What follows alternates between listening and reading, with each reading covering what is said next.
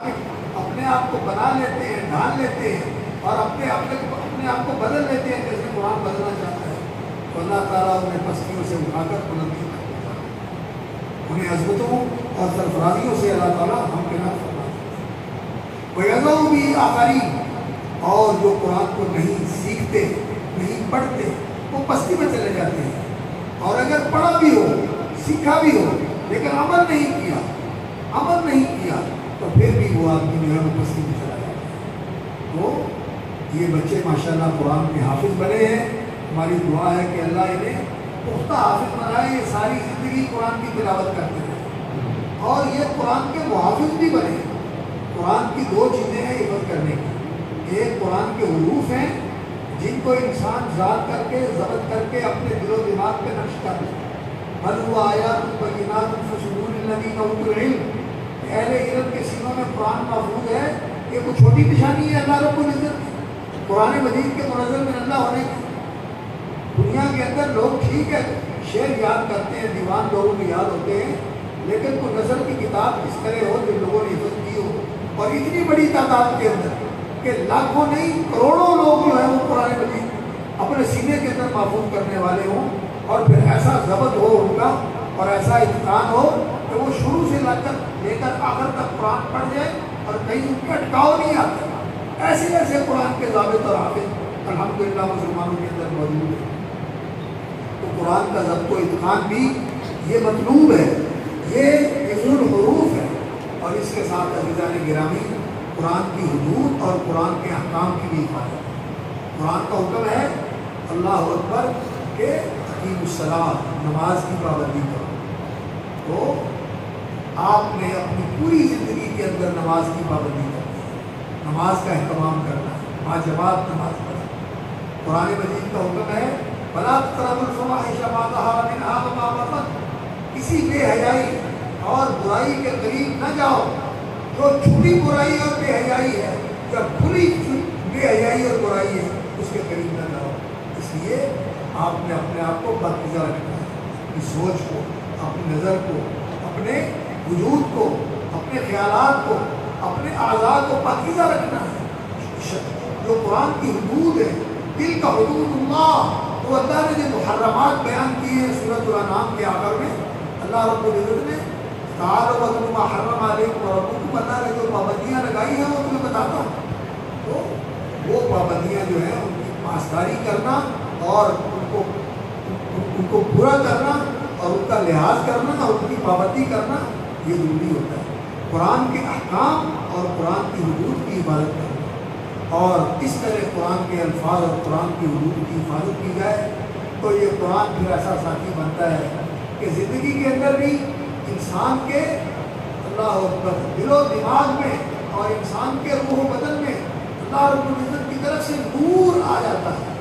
انسان کی زندگی نورانی زندگی بن جاتی ہے، اور یہ قرآن انسان کی قبر میں بھی نور بن جائے گا، اور پھر جب انسان قبر سے نکلے گا تو قرآن مجید اس کا ہاتھ پکڑ کے اللہ کی بارگاہ میں لے جائے گا۔ حدیث میں آتا ہے، مسلم احمد کی صحیح حدیث ہے کہ قرآن اللہ کی بارگاہ میں ہاتھ پکڑ کے حافظ قرآن اور قاری قرآن اور عامل بالقرآن کا، یہ حدیث کے الفاظ ہیں، جو قرآن کے ساتھ عمل کرتے ہیں، وہ قرآن پر عمل کرتے ہیں اور قرآن کے مطابق زندگی گزارتے ہیں، قرآن کے احکام کی پاسداری کرتے ہیں، قرآن کی حدود کی حفاظت کرتے ہیں، حروف کی بھی حفاظت کرتے ہیں، حروف کی بھی حفاظت کرتے ہیں، تو قرآن ان کا ہاتھ پکڑ کے اللہ کی بارگاہ میں لے جائے گا اور قرآن کہے گا یا اللہ میں تیرا کلام ہوں اور یہ میرا ساتھی ہے، یہ میرا ساتھی ہے، اس نے میرا ساتھ دیا، میرا ساتھ نبھایا، میرے ساتھ رہا، مجھے ساتھ رکھا، ہر وقت پڑھتا رہا، عمل کرتا رہا، قائم بالقرآن، یقوم بالقرآن آناء اللیل وآناء النہار، دن رات قرآن پڑھتا بھی رہا اور قرآن کے مطابق عمل بھی کرتا رہا۔ قیام بالقرآن جو ہے اس کے اندر پڑھنا اور عمل کرنا دونوں چیزیں آتی ہیں۔ یہ قرآن کرام اور سب کو یہ چیز مضبوط رکھنی چاہیے کہ عمل بالقرآن جو ہے یہ بھی بہت ضروری ہے، بلکہ قرآن مجید کی تلاوت کے اندر ہی یہ چیز شامل ہے۔ الذین آتیناہم الکتاب یتلونہ حق تلاوتہ، حضرت عبداللہ بن عباس رضی اللہ تعالیٰ عنہ اس کی تفسیر کرتے ہیں، یتلونہ حق تلاوتہ کا معنی یہ ہے کہ وہ قرآن پر عمل کرتے ہیں جیسے اس پر عمل کرنا چاہیے۔ تو جو عمل کرنے والا ہے اور قرآن پڑھنے والا ہے، قرآن اس کا ہاتھ پکڑ کے اللہ کی بارگاہ میں لے جائے گا اور قرآن مجید اللہ ضرور کہے گا یا اللہ میں تیرا کلام ہوں اور یہ میرا ساتھی ہے، تو اس کی عزت افزائی فرما۔ وہ حدیثیں میں ان کو اکٹھا کر کے بیان کر رہا ہوں، تو قرآن کہے گا یا اللہ اس کی عزت افزائی فرما، تو اللہ رب العزت اس کی عزت افزائی فرمائیں گے،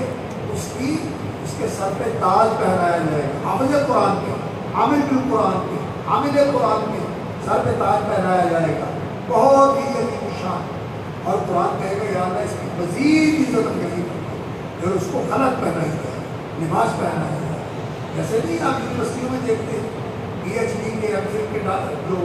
ڈگری ہولڈر ہوتے ہیں، جب ان کو ڈگریاں ریوارڈ کی جاتی ہیں، ڈگری دی جاتی ہے، تو ان کے سروں پہ خاص ٹوپی رکھی جاتی ہے اور خاص گون ان کو پہنایا جاتا ہے، عزت و تقریب کے ساتھ ان کو ڈگری ریوارڈ کی جاتی ہے۔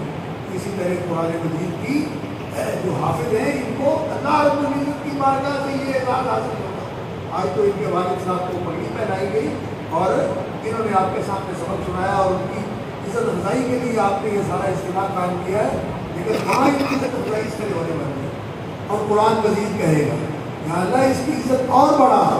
تو یہ خلق اور یہ تاج جو پہنایا گیا ہے، اس کے بعد اللہ رب العزت مزید عزت افزائی فرمائیں گے۔ حدیث میں آتا ہے تو اس کے ایک ہاتھ میں جنت کی الاٹمنٹ دے دی جائے گی کہ تیرے لیے جنت کی بادشاہت الاٹ کر دی گئی،